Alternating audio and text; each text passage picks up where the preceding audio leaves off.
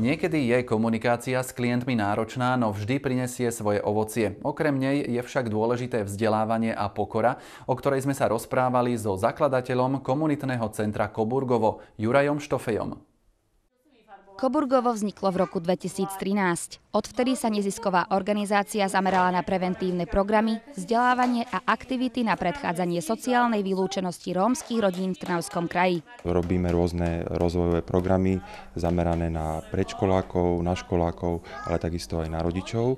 Poskytujeme rôzne služby, ako je sociálne poradenstvo, záujmové činnosti, preventívne aktivity.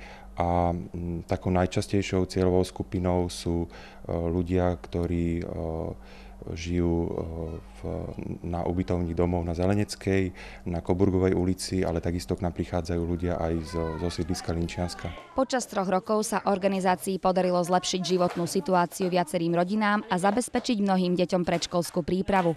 Takým heslom našim je bez detí nie je šťastie a preto sa snažíme podporovať rodiny v tom, aby mali čo najväčšie možnosti pre výchovu a rozvoj svojich detí.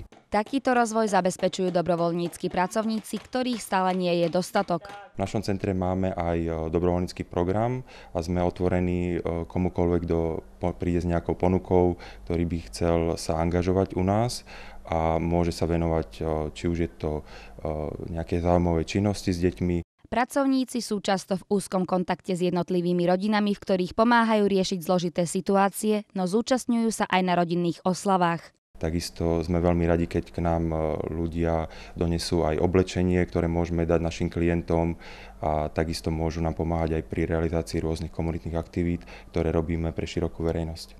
Ako to už v komunitných centrách býva, každá pomoc je vítaná. Príďte sa pozrieť na prácu nielen tohto združenia na festival Spájame sily už 24. septembra na sídlisku Linčianska. Dominika Micháliková, Mestská televízia Trnava. Aj keď sú festivaly záležitosťou skôr letných mesiacov, my vám v nasledujúcej reportáži ukážeme netradičný sídliskový festival.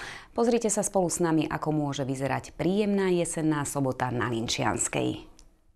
Príjemná hudba, divadlo, tvorivé dielne a futbalový turnaj.